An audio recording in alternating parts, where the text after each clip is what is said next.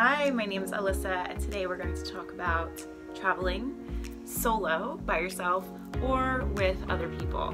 So which is better and which one is for you? So if you're a new traveler, then maybe you don't know whether to take that trip by yourself or to plan it with maybe a friend or a loved one or even a group trip, which is possible. You could take group trips. So I made a little list to try to help you guys decide like what is right for you, what are the benefits of traveling solo, and what are the benefits of traveling with other people. Because I have done both all over the world, so and maybe I'll make another video about that, about my traveling journey.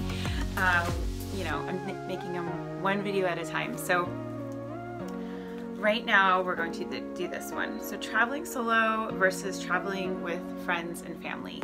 So traveling alone, okay? So what are the benefits of traveling alone? Well, the biggest benefit I think to traveling alone is that you decide everything that you're gonna do. It's your agenda. So, you know, for example, say you take a trip to Los Angeles, okay? That's where I live. We'll just say that you're taking a trip to Los Angeles.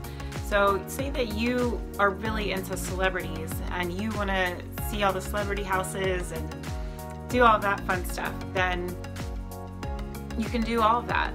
But if you're traveling with somebody and maybe they're not into celebrities at all and they're more into like the nature stuff, then you know they're gonna have like a conflict of interest right there. So that's number one.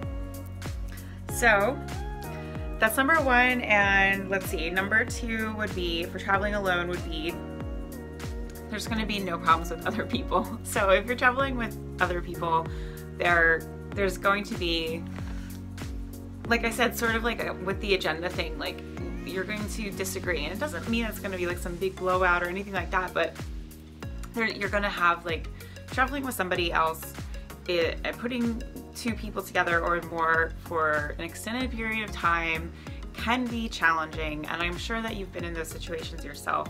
And then if you add like an international trip to that as well, it can add even more heightened conflicts. So that's just something that you can avoid if you're traveling solo. Number three would be, if you're traveling alone, you could actually still make friends, believe it or not.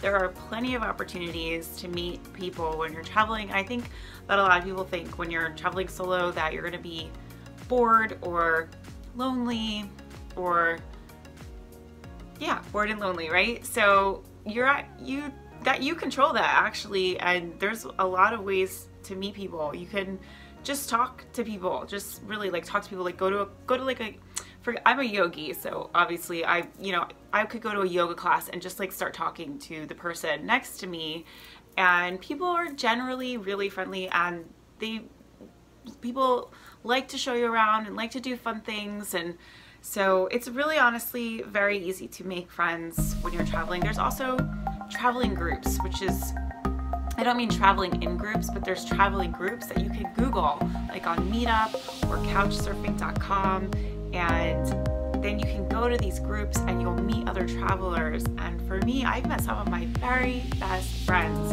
from these groups. I don't know what it is, but for some reason, I personally really get along with other travelers, and I think that it's a wonderful opportunity that you should take into consideration, especially when you're traveling, and especially if you decide to travel solo.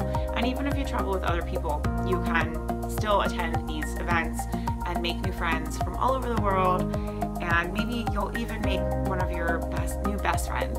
So what's better than that? So the cons of traveling by yourself.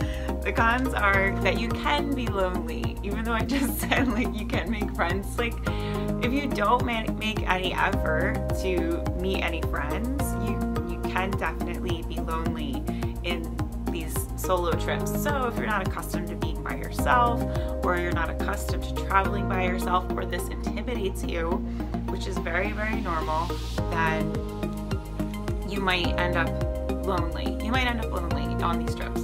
So that is something to consider according to your personality.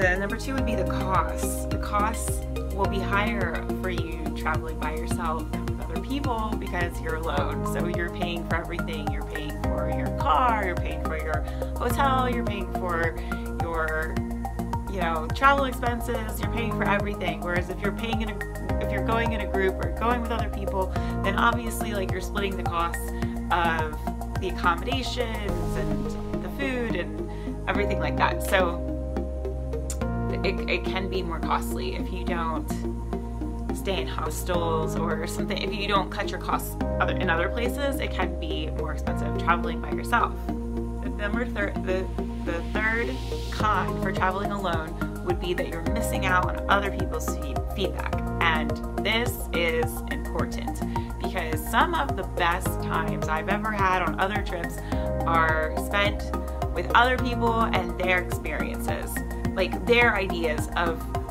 going back to like, okay, so I want my own agenda for the trip. If you really like have an idea of what you want your trip to be, either find people that completely agree with you and that will stay on that, you know, agenda with you for that entire trip, or go by yourself. But if you're kind of open, then it's really beneficial to go in with other people because you can miss out on other experiences that you wouldn't normally think of. When you're engaging with other people. So for example, I went on this trip to Tenerife, Spain, and a lot of the decision making for what we were doing came from one of the people in the group. It was I went with a group of other people. So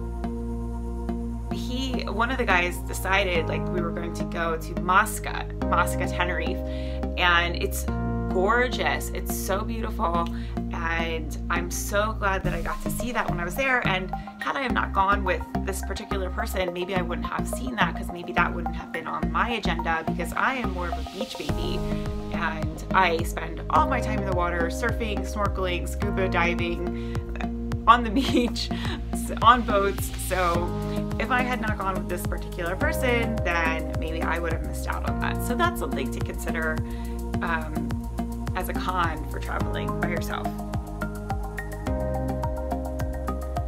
So another con, the fourth con to be going alone would be driving.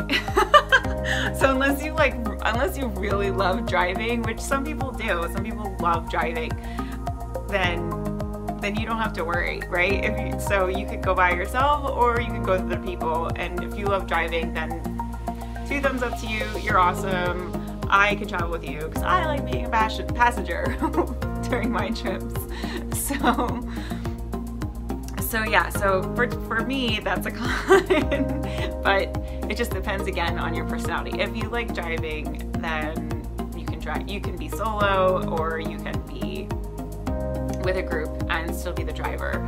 I particularly do not like to drive that much, so traveling in a group is way better for me personally, because then I don't have to drive. And to be honest, I've actually never driven in a foreign country yet. I've driven in Puerto Rico, that's it. And maybe I don't even think I drove in Hawaii when I was there.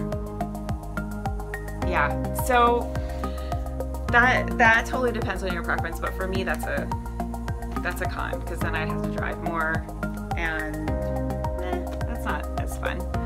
So that's all I have for this. I would love to hear your other pros and cons of if you have traveled solo or in groups, in the comments below. And if you have any questions, please feel free to reach out to me. My email is on my About, or it's alyssajanello@gmail.com. That's a little hard to spell, so you might want to check out the About. Yeah, that's it. Happy traveling. I hope you have a great day.